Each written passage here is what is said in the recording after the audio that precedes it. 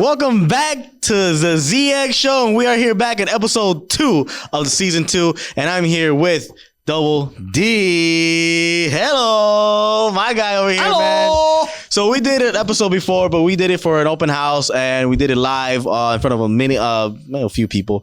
But right now it's kind of like the recording. Crowd. Yeah, we had a really nice crowd. Nice crowd. Yeah, but this official episode is going to be dropped into season 2.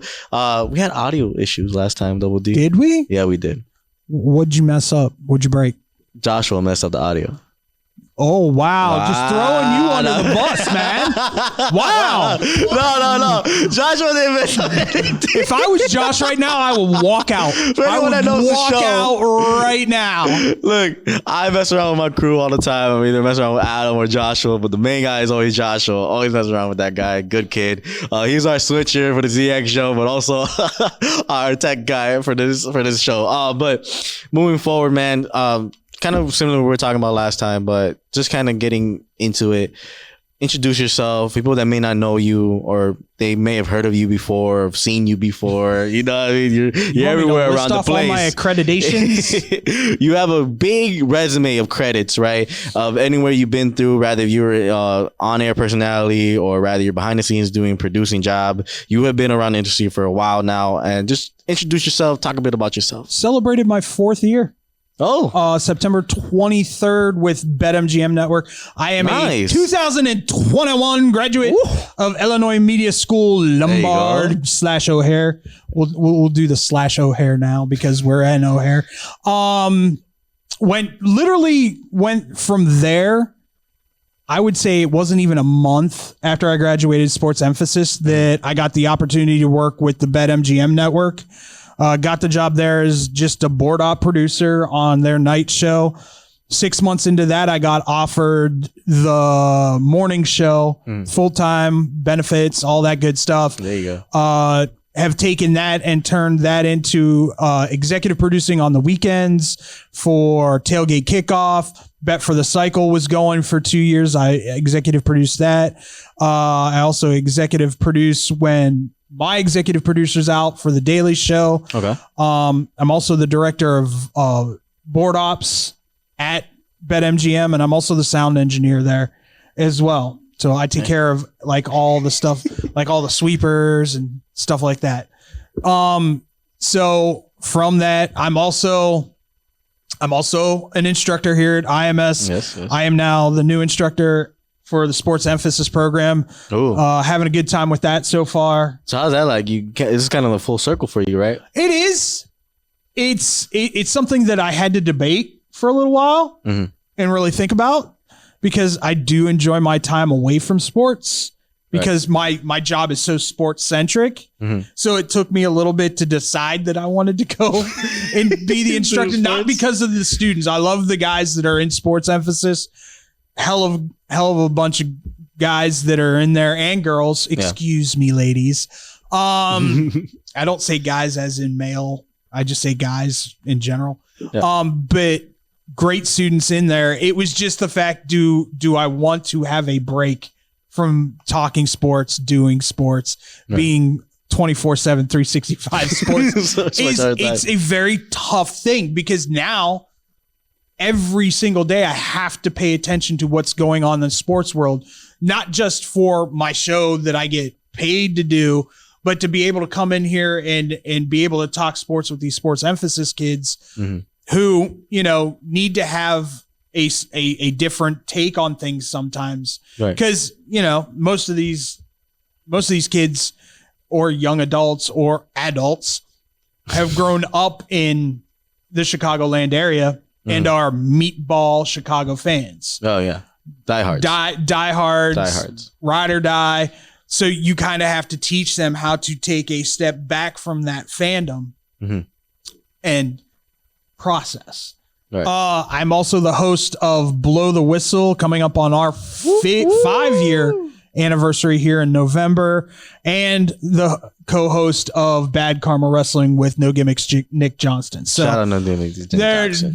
There's a lot I do. I also produce 5 other podcasts. I won't get into all that, but I always try to tell the students, if you're not hustling, you're not doing the job right, go around and ask any of the instructors here how many jobs they have. Man, I think Dustin Rhodes has the least, but he still has 2. But I think his job requires more work. And I think that's where he doesn't work too. Well, that dude wakes up at 5 and 6 every day. Yeah, let me get it into the green screen. This is why Dustin Rhodes only needs 2 jobs. So you've been doing a lot. What I hear mostly is that you are a producer, right? Yeah, you are a producer. Of a lot of things. Part-time on air for the Daily Tip as well. I'm on there at least 4 to 5 times a week during a segment or 2. Mm-hmm. How do you handle that much pressure to not only produce so many things, but to also kind of keep you in check as well? I am way more organized than I've ever been in my entire life. I'm being dead serious. And it was one of the things that got drilled into us early on in our adventures as students here is like one of the things that I also try to drill into my students is organization will keep your head above water and keep you sane in this industry. The more organized you are. And if you go into it, it's funny because if you go into anyone else's folder at our actual work, the only 3 you can tell who are IMS students and who aren't because the IMS guys are completely organized in all their folders and everything. Everybody else has got stuff scattered everywhere. It's hilarious to watch. Well, yeah, and not only that, but you have to keep yourself organized as well, right? I think that's the biggest thing for me that I learned, heading into the industry in like my first 2 years, like after school, was that organization, not only in the stuff that I had to do, but mentally, right? I had to be organized because of dealing with so many different things and so many things at the same time. I never thought I'd say this. God bless technology, because I have reminders on my phone for everything. Everything. I have to. I had to start doing that. I don't do that, but I had to start doing that. 9:45, my reminder goes off. Call your daughter. Oh. And it's something that sounds funny and like, how could you not call your daughter? I don't think anybody understands how chaotic this place is before the students get here. Oh my God. There's so much going on before you guys even get here that like Ruth has me in going 12 different directions, or a student who came early to work on something. Like I was in a studio this morning with Tone trying to help him out with his project. Right. It's just all that stuff. And then you get so caught up in it that time flies. And by the time you look down, oh crap, it's 11 o'clock. I forgot to call my daughter. So I set myself a reminder and I go and I call her before class starts. And I think people have to realize too, is that when you have a lot of things in mind, it's not that you forget. It's just like, I need that reminder to keep myself kind of like, oh no, I have ADHD. And that too. I have ADHD. I have ADHD as well. Straight up. If you were to peel back my brain and see the amount of information that is going on in my head at any given moment, it would boggle your mind. It would be like the SpongeBob where you see all like everyone's in the office. That's why I was a great server bartender, because the more chaotic things get, you'll notice the more chaotic, like if we're getting ready for graduation and Ruth's running around like a chicken with her head cut off, I'm the calmest during those situations. Yep. And my bosses always were like, whoa, it's the same way at my job. Like I'd rather have 5 to 6 different things that I need to get done before I have to leave, because that's when my brain just is in its homeostasis moment where I can do my best work. This is when I'm like, all right, I got to get this. So we're talking with the double D that's in the industry, right? What about the double D that's outside of here? How is he like? Well, who is double D outside? Who is David Dykstra, if you want to call it like that? I would say I'm still the same guy I am here, just probably toned down a little bit. Okay. I mean, we joked about it the last time we talked. Yeah. My girlfriend legitimately has a name for me. She calls me AOD or OAD, on air David. Mm-hmm. And she asks me never to bring him home. because it is me, but just cranked up to like 11 or 12. So I'm the same person. I joke about the same things. I talk about the same things. I have the same thought process that I have being in the industry. It's just I crank my personality up to about 11 or 12. Mm-hmm. And then that point where you kind of crank that up, I think to me is I see it here too in person where I sometimes we'll have our moments, kind of mellow out, we're chilling, talking. Yeah. And then you get the 10, the 12, double D, all the hallway in the conversation. And I appreciate that because I think, like, to me, I need that. Right. I think I need a person to have that level 12, level 10 energy because sometimes I forget that I need to be on that same level. There needs to be a Flavor Flav. Oh, yeah. You're Flavor Flav. Why Flavor Flav? I'm a hype guy. Yeah. I am. I love hyping things up. 100%. Listen, at the end of the day, this place is a business and you have to sell the sizzle. Exactly. So why not sell the sizzle constantly? If you don't get excited about coming here, you're not going to come here.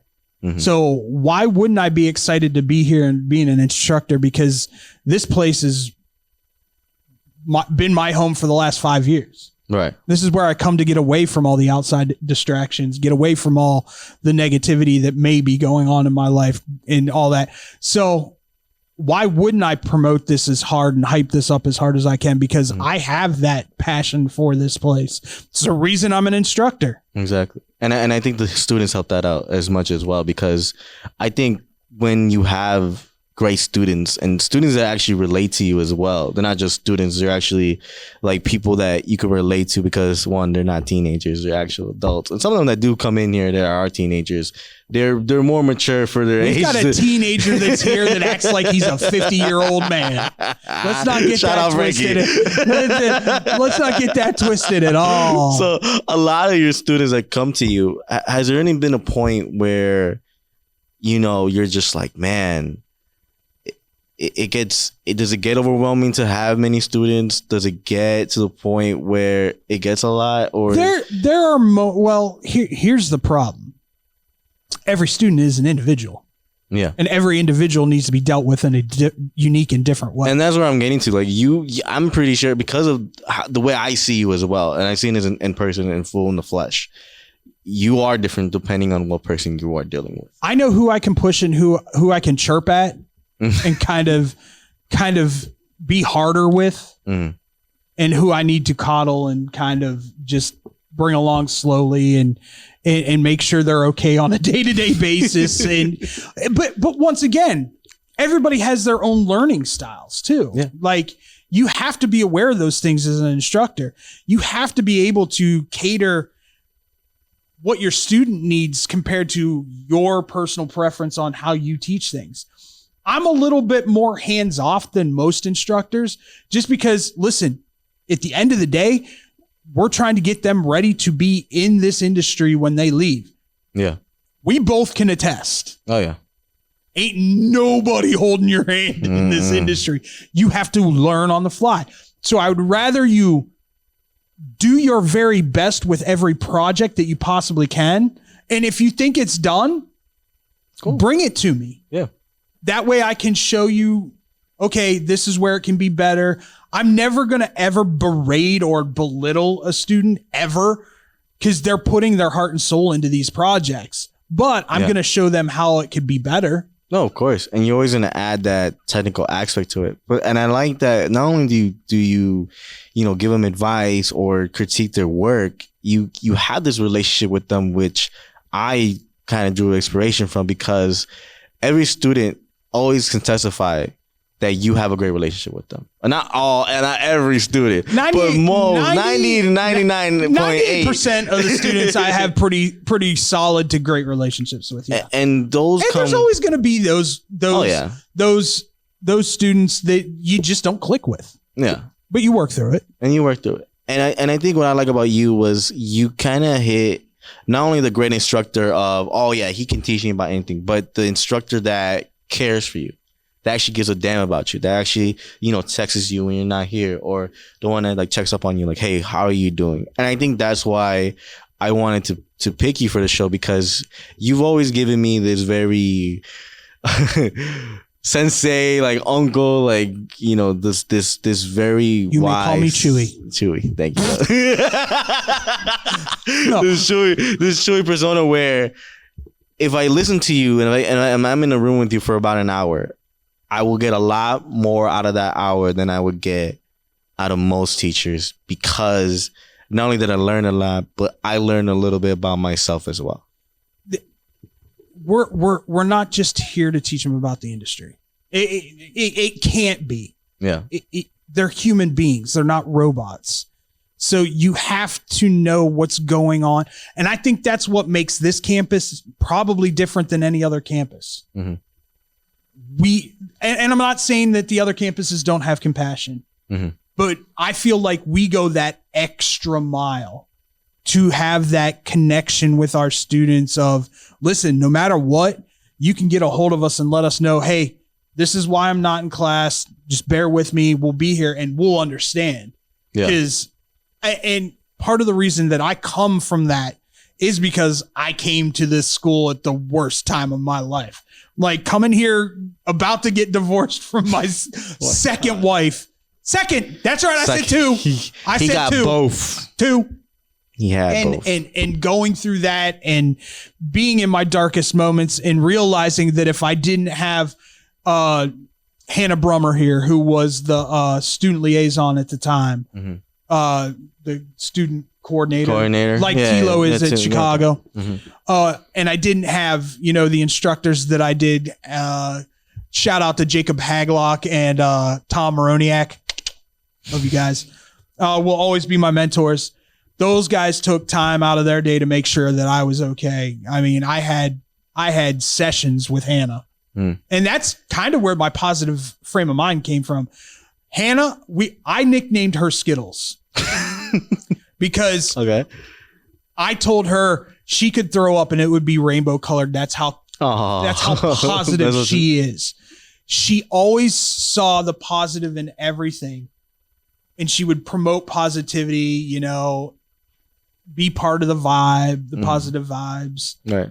You know, so she helped me retrain my brain to not dwell on the negative side of things, but be more positive. And was there to talk through issues and talk me off ledges at times. Yeah. So that's, once again, something I'm trying to pay forward. I want to be here for the students. If you got something going on in your life that you need to just, and I say verbally vomit, and I don't mean it in a negative connotation. Sometimes it's just, you need to talk. You need to. And I think you need to let it out, because if you don't. Oh, if you hold things in this world, man, you will become a stress ball that will bounce. You get bitter. You'll be bitter. Bitter is an understatement. and it is an understatement, because I've seen people that have never let out a single word of how they feel. I have grandpas, I have uncles that have never said a single word. And this is one of the things that I've come to realize. Your culture has been brought up that way. Oh yeah.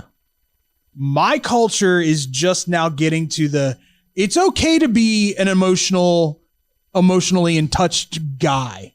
Mm-hmm. It's okay to have feelings, cry. You know, my dad was told crying is a sign of weakness. Yeah, exactly how my dad was. So, I mean, to me, I was lucky to be adopted by a mom and dad that cared as much as they did and showed me love as much as they did. And my dad, the biggest compliment my dad ever paid me, my dad was abused. Mm-hmm. Verbally, physically, everything. Unfortunately, he went the opposite direction. I got hands laid on me. I can count on one hand how many times I had hands laid on me. And it wasn't like, you know, no. It was go to your room. You're about to get a bare butt spanking kind of. You did something really terrible. Yeah.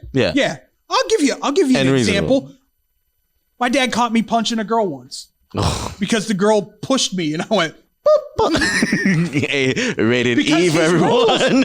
His rule was Yeah. don't ever start a fight. And she, in my eyes, that was her starting a fight. she was, hey, your hands are rated A for everyone. He yelled at me so bad. I think I was probably 6 or 7.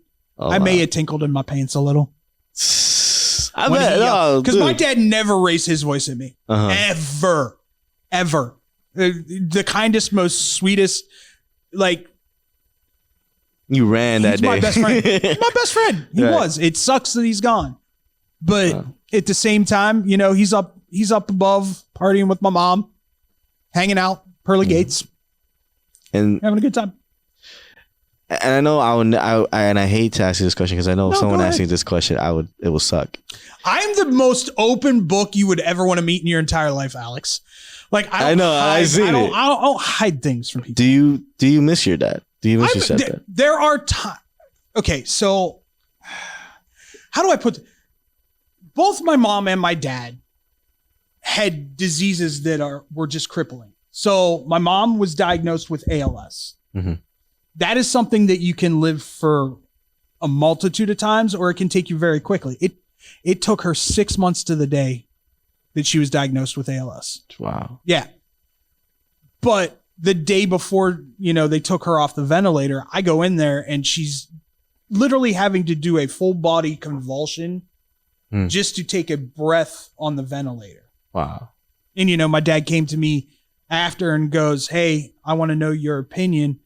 You know, is it okay if we take her off the ventilator?" I looked at him, I said, "Dad, that's your wife of almost 30 years. That's not for me to say. That's my mom. I'll love her. I'll love her till the day she dies."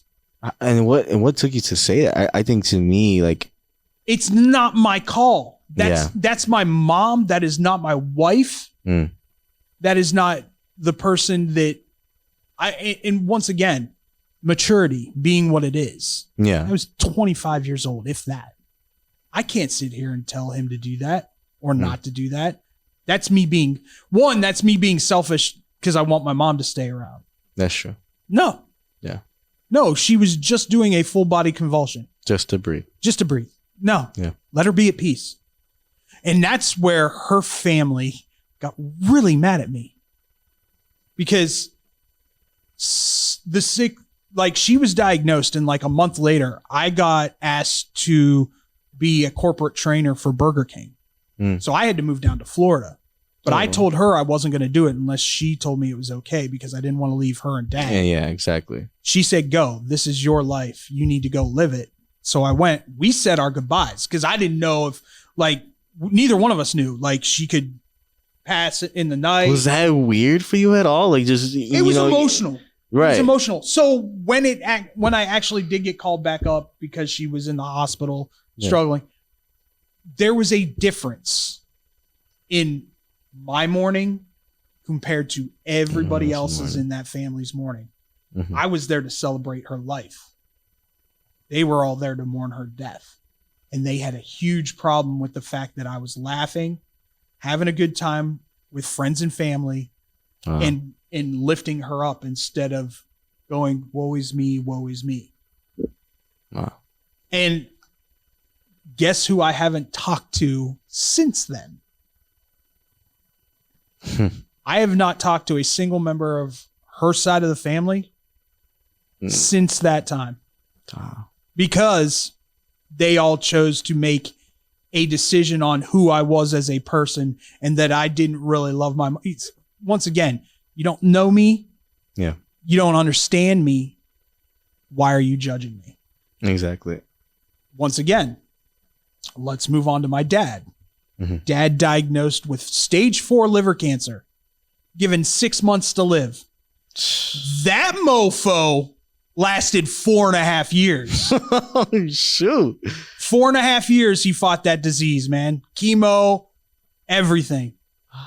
And everybody's like, "Well, are you sad that you lost him?" Yeah, I miss my dad every day. I miss my mom every day. There are certain things that happen to me every day, and I'm like, knock it off.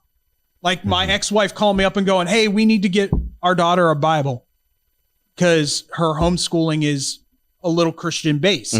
And I literally looked up to the sky and went, this is your way of getting me back into the church, isn't it? Isn't it? Isn't it? So for those of you who don't know, my dad is was a pastor.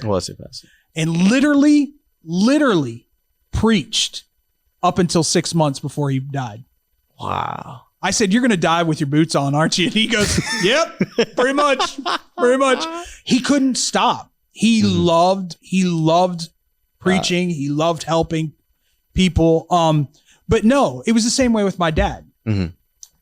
My dad had a freak thing happen. He went in for some kind of procedure. I can't remember exactly what the procedure was.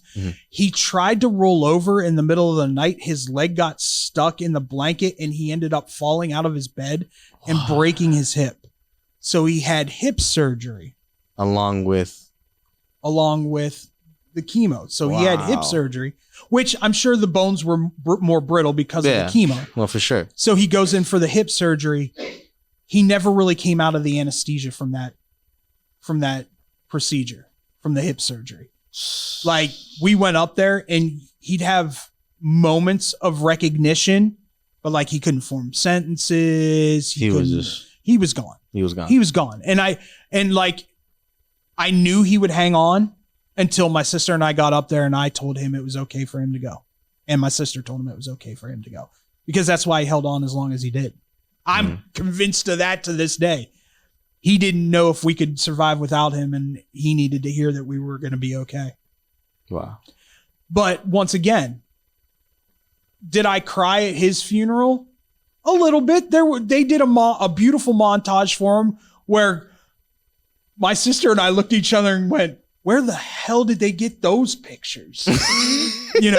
So, but I still wasn't overly as emotional as other people were, because I want to sit there and rejoice and think about the life that he lived, the people that he touched, and once again, taking a negative and turning it into a positive, and going, wow, I had 3.5 more years than we thought we were going to have with him. How crazy is that? And how blessed are we? Because he actually got to go on the family vacation the year before he left that we always go on in August out to Pennsylvania for the last time.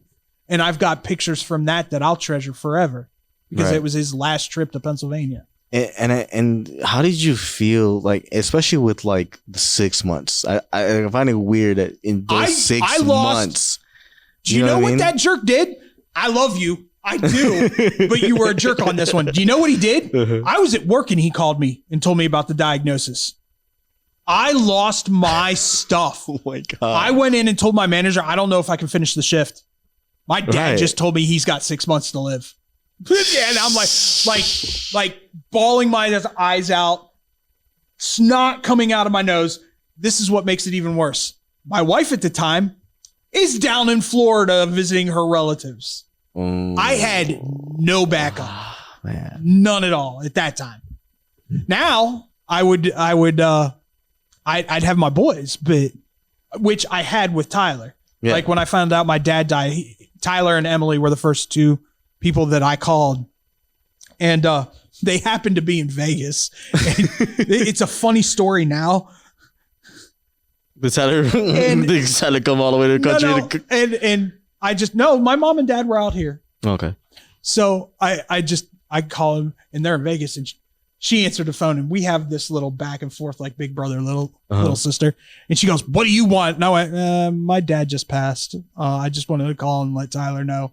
Because he and Tyler knew each other, and he was a big support. And she goes, "Oh, I'm so sorry," and hands the phone to Tyler and goes, "Yeah, you need to talk to him." Oh my God. And what was that conversation? Because, well, for people that don't know, Tyler's your best friend, one of your best friends. Yeah. What was that? I would consider him my best friend. Best friend. Yeah. Best I'd much rather hang out with him than anybody else in that group. What was that? And that's something that ties in with what we've been talking about for a while, was, mental health, the fact that a friend can help you with mental health, the fact that if Tyler was there, how did that? I can't express to people of solitude will kill you. Mm-hmm. And I'm being very real and very blunt when I say that. Yep. because solitude will get you in your head and make you do stupid stuff. Yeah. Flat out. I wish people would reach out more. It was something that I had to learn because I used to deal with my stuff all by myself. Mm-hmm. I'm a big boy. I'm a man. I'm a man. I could deal with this myself. Mm-hmm. No, I talk to people all the time now when I'm having a crap day because sometimes you just need to talk. Exactly. And get it out and verbally vomit. And no, to me, that's the biggest mistake. People who deal with depression, bipolar, anxiety, whatever it is, bottling it up and shoving it down makes it worse. Go talk to somebody, anybody. I don't care. Right. And then that point, when you talk to Tyler, how did that conversation go? It was just an informative conversation. Hey, just want to let you know, Pop's passed. I'm going to be gone for a little bit. Appreciate the support, whatever you can send my way, blah, blah, blah. That's all. It was nothing like, at that point, I had come to a resolve of, I've had 3.5 years that I didn't expect to have with my old man. And boy, did he get morbid. We went to visit him and he was reading a book. And I was like, what are you reading? He goes, I'm just trying to figure out what my job description is going to be. And I was like, you getting a new job? And he goes, no, when I die. It was like a book of jobs that angels do in heaven. Wow. And I'm like, Dad. How did seeing, like, are you a believer? Yeah, 100%. I do not attend church. I don't. I'm one of those people. I get it. I do. Brick and mortar, I understand. Some people need it. I do not. I believe 100%. Yeah. But at one time that was my dad swore up and down that was my path. I was to be a pastor. He goes, "You're too good at this. You're too good at," because they used to have youth days at the church, and of course the preacher's kid was the preacher. But for me, it was always I feel like a hypocrite standing up here telling you how to live your lives when I can't live my life that way. Yeah, that's plain and simple. Yeah. And for me, I don't want to be judged by people. You either accept me or you don't. And that's borderline. At the end of the day. And if you're a Christian, you should accept everyone for their faults. Oh yeah. Because in any religion, you should accept anybody. What? You ain't perfect. Exactly. I just lost a lot of viewers. Exactly. No, seeing your father, basically ready, right? He's like, I already know I'm going. That man was ready 10 years ago. 10 years ago. A lot of pastors are like that. They're like, I'm ready. I have a pastor right now that reminds everyone on Sunday, if I go next week or tomorrow, just know I'm ready. Yeah, he never feared death. He embraced it. And seeing that how did that, like, mentally for yourself, like seeing that, like, it was awkward at times. Yeah, I would bet you're in your 20s, early 20s, right around this. No, he just died 4 years ago. 4 years, so you were 40. Let's say 44, 45. Well, losing your parents. No, less than that. Well, you were probably in your 30s. 3 years ago. No, you're still in your 40s. Ago. Oh wow. Yeah, I'm 48, man. Dang. Like 45. So how did it feel for you now? So how did it feel losing now? Like one parent in your 20s and now in your 40s, and you always had that mindset of like, I have to be positive, being positive. Oh, I wasn't always that way. No. Yeah, exactly. How did that, with these two, like, how did it impact your life in that time period? Oh, in my 20s, I moved to Texas. What did you do? Straight up. Moved to Texas. I met an ex-girlfriend from high school back on. Facebook is the devil. Let me just say that. Don't ever try to reconnect with an old girlfriend from high school. It'll turn out bad. You go to Texas. Facebook is the devil. No, we started talking on Facebook. Okay. You know, she was going through a lot of the similar stuff. Not like death in the family, but like separation from a former spouse. Yeah. Things like that. And we just started striking up a conversation. She flew out here. I flew down there a couple times. She flew up here a couple times. And it got to the poo on the pot or get off the pot moment. And I was like, well, let me move down to Texas. By the way, thought I'd hate Texas. I was about to say. Loved it. Oh, I made more money in Texas than I have ever made in my entire life. Until this last year. Until this last year. But no, I was on a... What were you doing in Texas? I was not a good father to my kids. I can freely admit that now looking back on it. It was all about my happiness. It wasn't about their happiness. I needed to get away from their psycho mom as fast and as far as I could. And that was my mindset. Yeah. Now, is she psychotic? It's questionable. It's questionable. But, but she's also the mother of my children. Yeah. So there will always be a love for her that, like, I can talk crap about her, but nobody else better. Yep. Because I'll punch him in the face. Because that's the mother of my children. Yep. Exactly. But that being said, no, looking back on it, I was running from her. Like she had done so many messed up things to me mentally that I just needed to get away. Now, granted, our divorce, once again, 5% was her fault. 95 of it was on me because I was an immature little punk ass kid who didn't know how to be a grown ass adult.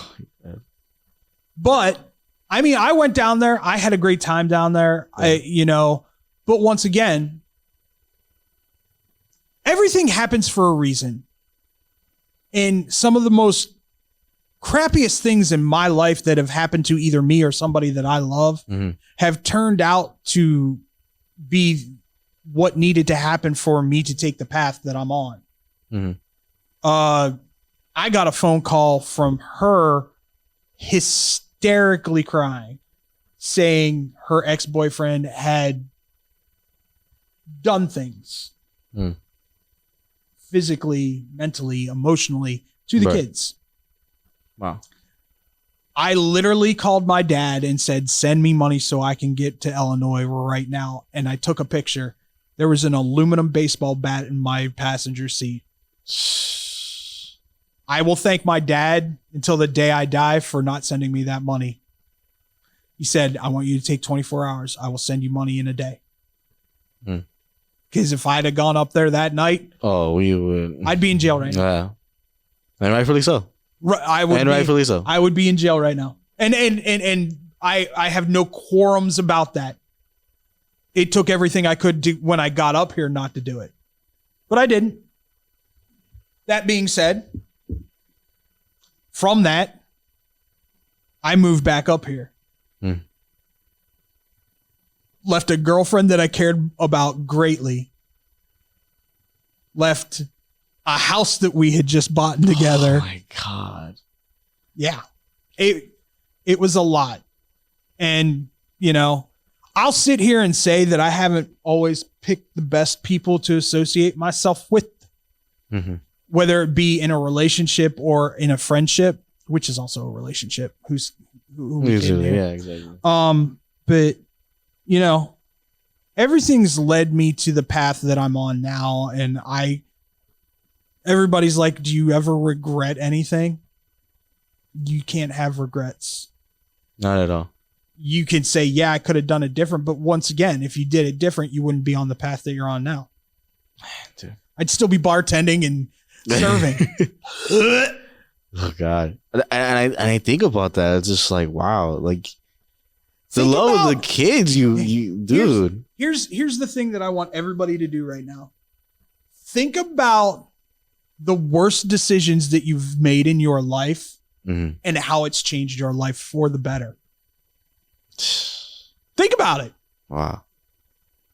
Because every bad decision that you've made in your life, or everything bad, quote unquote, bad thing that has happened to you, it turns into a positive some way, somewhere, somehow. Did what was her name? Did Amy teach you this? Did Skittles teach you this? Oh, Hannah? No. Yeah, Hannah. When you have time to sit back and reflect, I could sit here and just wallow in my own self-pity. Oh, she cheated on me. Oh, I'm a two-time divorcee. I've got 3 kids that I'm a part-time dad to. Well, 2 of them are grown-ass adults now, but you're good. Back in the day. Yeah. You know, I could sit here and wallow in the self-pity of all that. Yeah. But she doesn't divorce me. I don't go to IMS. I don't change my life. I don't change my career. I'm not where I'm at right now. Yeah. Wow. It's all about retraining your brain and going, okay, this shit sucks. But how can I turn this pile of dog do into a beautiful piece of pie? Yeah. That I can then feast upon and make great things out of. And let me tell you something, sir. You do that very well because I refuse to let negative enter my life. Because I when people watch the show, you're probably gonna be like, oh wow, I didn't know that. Because every time we see you, all we see is rainbows and sunshine. Because you bring out the rainbows and sunshine. To me, when I first met you, when I saw was but here's positive attitude. Here's the problem I don't want people to have. When I first met Hannah, I thought she was the fakest person I'd ever met in my life. Nobody in their life can be that positive. That is asinine. There is absolutely no way you can be that positive all the time. Talking? And now I have turned into that person, and that's my biggest fear is people are like, that dude's fake as hell. And I'm here to tell you, I'm about as real as it gets because, listen, there are days where I wake up and I'm just bleh. Yeah. There were times when I was going to school. No one ever knew that I was dealing with my bipolar depression because I would go off to the side and deal with it in your own time. I spent literally when my ex-wife said that I couldn't see my daughter one weekend, I literally spent an hour and a half bawling my eyes out in my car before I entered your school. So that people wouldn't see me being weak. Which, that's a whole different story. I need me a manly man. I need you to love man. No. Well, I think it was more manly man is actually expressing something that you were feeling. I think to me, like looking back at it, I think what you showed me and I think what you taught me throughout this conversation was to reach out, to speak, because I think that was, and I love the show because I get the different opinions of different people. And what I liked about yours was not only be positive, deal with yourself when you're on time, but also be aware that your positivity is going to change someone else's smile, and your positivity is going to turn someone else's day to a better day. If not, you're not having a bad day. At least if you're having a bad day, at least they will have a decent day, knowing that you made their day, knowing that you did the littlest of things to make them better. I think you taught me that very well. And to look at your life and everything else, what's something you would tell yourself when you were younger? You know, dealing with all this now. Me younger had no freaking clue why I was the way I was, why I did the things. Like looking back on it, I don't want to say I'm glad because that's not the right word. Yeah. But once again, everything happens in the way it happens for a reason. I have no issues whatsoever with the way I was back then because I didn't know I was bipolar. I didn't know I was chemically imbalanced. How can I be sorry for things that I didn't even know I was doing? I knew they were wrong, but I didn't understand why I was doing them. Right. Nothing illegal, people. Get it out of your heads. Nothing illegal. I was just a crap husband and a crap dad for a little while. Worked my ass off in every industry I've ever been in, but I was not the greatest husband in the first marriage or the greatest dad. And I think I noticed that with me is that I'm great at what I do. And I like your conversation because it's actually helping me to be a better husband too. To be honest with you, listen, if there's a piece of advice that I can give guys that are in the industry, is be transparent with your significant other. Oh my God. and just tell her, listen, I'm super busy. Yeah. But I promise you I will carve out time for us when I am not. Yeah. And as long as you, like, the first words out of my mouth when I met Monica, listen, from August to February, I'm not going to be like super boyfriend because I'm so busy with work and other things and podcasts and all this because it is football season. Now, when it gets to be March through, let's say, June, July, good. I'll be the best boyfriend in the world. We can take weekend trips. Ooh. We can go wherever you want. I was seeing that in action too. I was like, my man's tracking every trip. No, I mean, like, but that's the thing. You have to make it a priority for you to be able to have that communication. Yeah. Over communicate. She'll let you know, or he'll let you know that they didn't need to know that. Yeah. But communicate, over communicate 100%. Be transparent. Even if you know, listen, one of the best pieces of advice I've ever gotten was, would you rather get in trouble now and have it hurt in the moment? Or would you rather hurt someone later on where it completely destroys them? So if you tell them in the moment, hey, I made a mistake, this is what I did, they'll get over it eventually. Yeah. But if you hold on to it and lie about it, it's 100 times. Oh yeah. Especially like if you're holding, like, I read that same saying and then they changed it. They said, I'd rather lie for a day and tell the truth in that day than spend the rest of the next 10 years lying to you and then destroying it's so all hard to that keep 10 your years. lies straight too, because one lie leads to another lie, leads to another lie, leads to another lie. It's so, but no, for me, man, once again, it's all about the company you keep. Yeah. The people you let in. Because I cut so much fat off of my life when I left the restaurant business.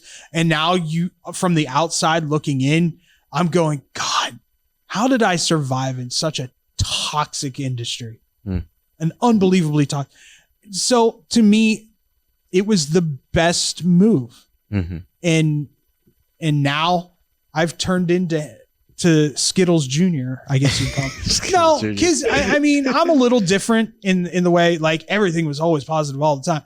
I want to hear about, wading through the crap. I really do. Yeah. Because you got to wade through a lot of crap to get to some good stuff sometimes. Yeah. And that's part of that grind until you die kind of mentality is like, you and I are in our infancies in this industry, and I'm 48 years old, man. Like, my patience is minute, but I gotta have it because I gotta realize, am I an older gentleman getting into this industry? Absolutely.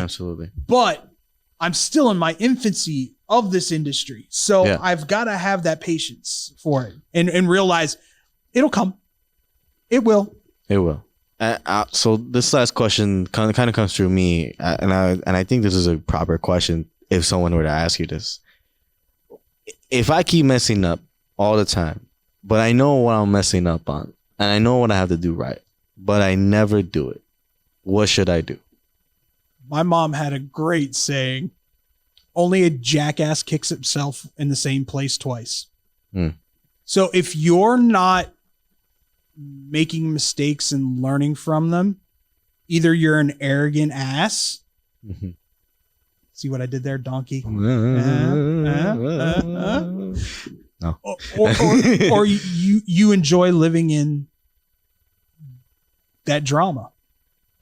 whatever it may be. Right. It doesn't have to be over the top, dramatic, blah, blah, blah, whatever. It can just be you like stirring the Kool-Aid. And there are people out there, ladies and gentlemen. Oh, yeah. There are a lot of people out there that don't know how to live in a reality in which there is no drama. That's true. And that's the sad part about life. And trust me when I tell you this, they will try and pull you into that drama. Don't let them. Don't let them. Call Double D. Amy. No.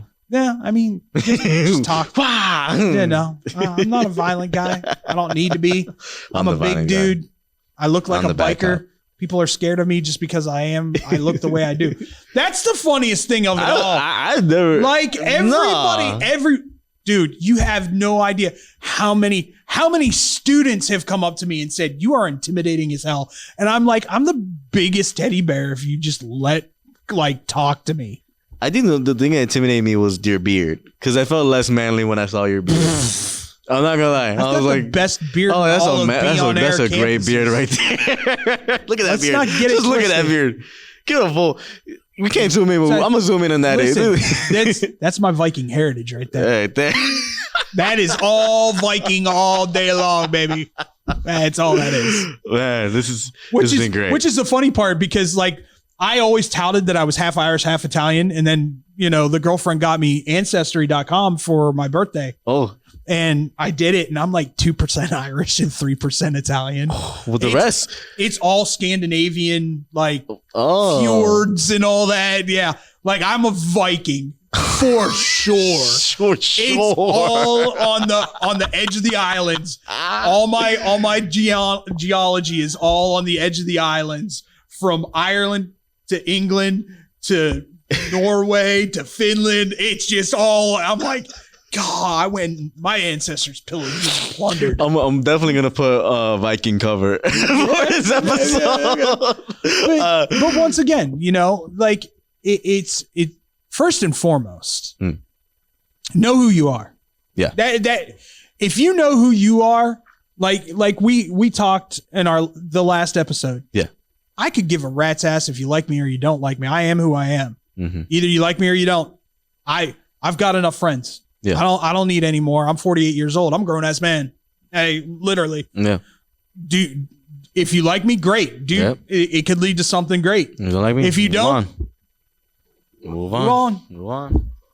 I can't help you, Bobby. I don't need people to be happy anymore. I just don't, and it's nice. And it's tiring. And it's tiring. It's tiring to please people. Thing all in the time world. is the hardest thing to do. Yeah.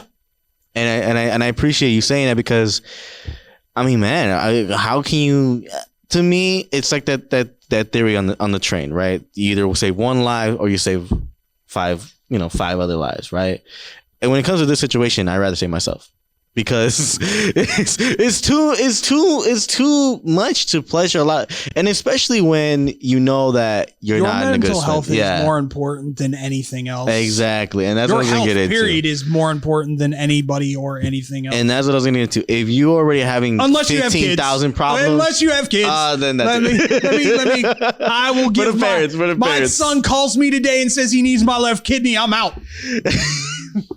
He's got my left kidney. I'm gonna be serious. My kids take precedent over anybody and everybody. Yep. Straight up. So to me, that is the only thing that will ever take precedence over myself. And I've put myself in holes for my kids. No, and I love that. So. No, I love that, because I think a great father needs that. For being such a crap dad in the early years. Oh no. Let's be real. No, I freely admit it. They call me for money. They don't do it often. So when they do it, I know they're strapped. But yeah, it's me feeling guilty for not being a great dad when they were younger. So yeah, they get what they want. And actually, you know what? I was going to ask you this. What was that conversation like with your kids? You're going to do better now.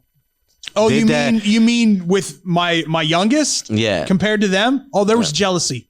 There was straight up jealousy, especially from the middle daughter. The son, God bless my son. He's a pothead. he just lives his life. Like, no, legit. No, yeah. He just lives his life. That's good. Doesn't let a whole lot mess with him. Doesn't let a whole lot affect him. But yeah, the middle daughter got extremely jealous. And it was just, once again, me sitting down with them. I don't love her more than you guys. I'm just trying to do better in these years with her than I did with you guys because I saw how I messed up there. That's all it comes down to. There's no more love than anyone else. And I think that's the struggle of like 7-year-old's my favorite. Who am I kidding? It's a joke. It's a joke. It's a joke. Is it? Could be. No. No, I love each one of them has a quality that I connect to that I don't have with the other. Dom and I'll sit there and just talk sports constantly and love doing it. That's why I said his stupid butt should be here going to school. You want to see somebody put me to shame? That kid would put me that kid would blow everybody out of the water. And I'm so convinced of it. But he doesn't want to make his hobby What's his name? Dominic. Dominic? You watching this, Dominic? We're going to send it out to you too. I'm going to put your Instagram right here. Everybody hit up Dominic and tell him you guys to join IMS. The daughter, the middle daughter is more of me on the inside. She deals with a lot of the emotional issues that I do, a lot of the mental health issues that I do. So we can talk about that and how I can help her get there, feel better. Right.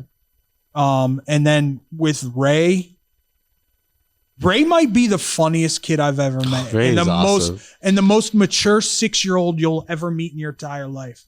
Like she'll come up to you and just, I'll give you for instance, just out of the blue one day, she just comes up to me and goes, "You and mommy were married, right?" And I was like, "Yeah.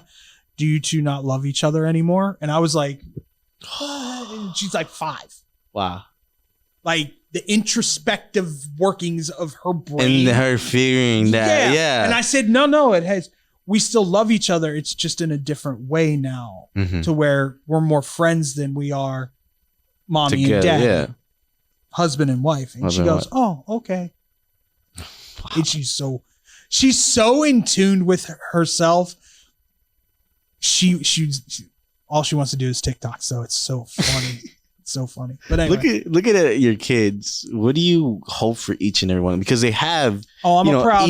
Each part of you they have in them. And how do you look at that? Be happy. It's all I ever want for my kids, man. Just be happy. If you are happy working a 9-to-5 job in a factory or working at a convenience store for minimum wage, but you're making enough money to support your life and you're happy, that's all that matters. I fought for my daughter because my daughter got told that she had to go to college. And I looked at my daughter and I said, "No, you don't. What are you passionate about?" And she goes, I want to go to cosmetology school. I said, "Then go." Wow. There's nothing that should hold you back from doing what you love and what you truly have a passion for.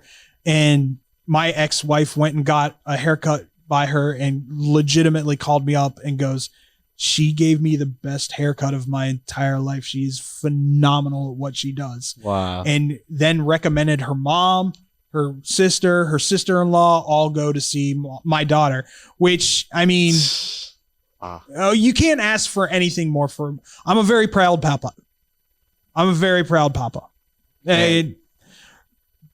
Like Raylan just makes me laugh every day. So there's that. Well, I just want to say to you, like, I know you always don't hear it, but we appreciate you for being the best papa you can be. I can't. No joke. I can't sit here and say, like, there is a little bit of dad in me when I'm here. Yeah. I feel like I have to protect everybody. I'm not gonna lie. Conversations. Like everybody here can talk stuff. But if we were to go outside and somebody talks stuff to you guys, you want to see the bear come out? Yeah, it'd come out real quick. Alex has actually seen it happen. was gonna say. Alex may have been yelled at by somebody who's may or may not still work here. And I got mad. You got upset. I got mad. You know what? No, Twice. it wasn't upset. It was mad. You got twice actually. A student. Remember? Oh yeah. Oh yeah. Oh yeah. I seen it, and that's why I tell people, you know, who really help you out here. I will always say two people. It will always be Kevin, was my guy, and it will be Double D. Kevin's the low key guy. Yeah. Kevin's. You know, do you want me to compare him to somebody? He's very much Granky. Oh yeah, he's very much Granky. Low key, doesn't, isn't the most boisterous, over the top person in the world. Right. But if you need something, Kevin's going to be there. And that's why I had him as my first, because he, we were, like I said, like in the first of all, this whole show started because me and Kevin were playing games in the equipment room, and that's why it all started. And we had conversation after conversation, and it clicked to me. I'm like, you know what, Kevin, let's do a podcast together. We did that first episode, then we did 2, then it went on to 7, right? Yeah. And because the reason why I love you so much is because you help me in ways where I wish my father would help me, because my father doesn't understand what I do, right? And I think a lot of times we wish we had a parent that understood what we did in our industry, in our jobs, in what we do, in our profession. And you became that parent, because if you weren't to call me and be like, Alex, you need to straighten up. You're coming in here late. People are watching you. People are looking up to you. You need to shapen up. If you didn't tell me that, and if you didn't put in this perspective of what I do and what I strive to work for, I wouldn't be here. I probably would have found another job. I appreciate that. I mean, it's humbling to hear stuff like that. But once again, I had mentors. Mm-hmm. So for me to pass it on or pay it forward, yeah, I have to mentor people as well. Mm-hmm. I can't mentor Tyler. Tyler and I are colleagues, man. Right. He and I are simpatico, same level. One day I'll be better than him, and the next day he'll be better than me, kind of thing. It's just one of those relationships. But once again, iron sharpens iron. Yeah. Exactly. That's what I love about this place. Is exactly. We're all pushing each other to get better, get bigger, get brighter, yep, and do what we love. So, I mean, to me, I appreciate that. I truly do. I'm excited to see where you take this from here, for sure. Just for those who are watching this, realize this is a very toned down version of me. Oh yeah. If you tune into my shows, it's a whole different thing. Whole different thing. But once again, I like being able to talk about this stuff because it is a passion project, and I'm very, very passionate about, mental health. And like I said, if take a day off, yep, you're not going to get fired. Trust me, they can't. They can't fire you. If you call up and tell your boss, I'm taking a mental health day, they cannot fire you. That is against the law. I can guarantee you that. But I mean, at the end of the day, that's what I'm here for. I'm here to help a generation that I think is super talented. Mm-hmm. Just needs a little guidance on maturity. Oh yeah. Professionalism. Oh yeah. And other things. And am I always the most professional person walking around these halls? Meh. Sometimes. Sometimes not. Yeah. But once again, it's that fine line. Mm-hmm. Knowing that you can have fun but still be a professional is very important to me. It's very important. Because I have to be hoity-toity stick in the mud when I'm doing my big boy job. Because if I acted like this in my big boy job, dude, you're getting fired. Hello, he who shall not be named, as I call my big boss, he who shall not be named, would probably get rid of me very quickly. Yeah, I think it'll call from Baba? Yeah. Baba! It's the Baba. Hey, shout out Live on TV. We're gonna do episode 2. Hey, I heard a rumor, man. I'm gonna have to talk to you. Now, reaching into the end of this show, similar to what we did last time, what would you give your advice on mental health? What is your take on mental health? And anything you want to give to the audience before you go? Talk. Don't wallow in your own self-pity. Don't wallow in your depression. Talk to somebody, anybody. I call somebody, text somebody, hey, I just need to talk. Advice? Live your life. Yeah. Live your life. Yeah. Live your life to the best of your ability. Be kind to people. Say hello to people and strangers, because you never know. Mm-hmm. And then, as I end every show, stay positive, be positive, surround yourself with positive people, and positive things will happen for you. And there's no better example than here at IMS. No better Flat example. out. Where can people find you, man? Where can people find you? Oh, geez, Louise, Man, you where's want me your to go over podcast? my... Everything. I want to. See, now I This is gotta why we're through gonna my- go collab here. Now I gotta go through all my profiles, man. Come on. Give me the main bro. one. Give me the main one. Just a main one. The main one? I don't even know if I have a main one anymore. I'm through all Boomer. my... Huh? Boomer. It's Dykstra 4 Ooh. on the Instagrams. Right there. It is David Dykstra 4 on Twitter. There you go. Hold on, let me get my hold on. It's David Dykstra 16 or Double D on TikTok. Hit me up on TikTok. I want to do some collabs on TikTok. There you go. I'm gonna get back into TikTok now. You're the And first guest that pulled it up from the phone. A lot of them just knew off the top. it's so hard for me to remember because I've changed a lot of them. Right. Because it used to be Irish. So I had built this thing up during the pandemic on this little app called Stereo, where you could do live podcasts where people could interact. Oh, nice. So on there, I was known as Irish Dad. So all my tags were Irish Dad stuff. My Twitter, my Right. Facebook, my Instagram, all that stuff. But then once I got into the serious part of the industry, I was like, all right, I'm Double Irish D. Dad is I've gotta get rid of Irish Dad and go with. So that's why I look things up now. Just make sure that they're all changed. Now this title of the episode is going to be called Irish Dad. You know what? That's a great title, by the way. That is a great title. Irish Dad is a great title. You can call me the Viking Dad. The Viking Dad, too. I'm only 2% Irish, That man. is a great title. Anyway, guys, thank you guys for watching episode 2 of the season 2 podcast, the ZX Show. I am very, very, very honored and thankful that we are having a season 2. I wouldn't imagine going even to season 1. Shout out to Adam. Shout out to Joshua, the crew that's always been with me. Shout out to Double D, who is our guest today. My pleasure.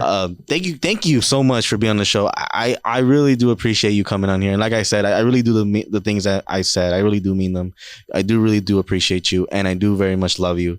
Thank you for coming up here. Thank you for also sharing things about mental health that people can grab onto and then later on, apply to themselves. A lot of people have hit me up. Thank you guys for hitting me up. DM me, DM the show, DM the people that are on the guests as well. If you guys want to talk to anybody, whoever's been on here, we're all here to talk to you. Next time I'm on, I'm kicking your ass in some PGA golf, though. Yeah, this dude wanted me to play BGA golf. Never play, by the way. I'm hoping the next time we do play, we're just going to play the game and learn it. It's going to be the whole episode. But thank you guys so much for watching. This is the ZX Show. See you guys next time. Peace. Bye. Tuned.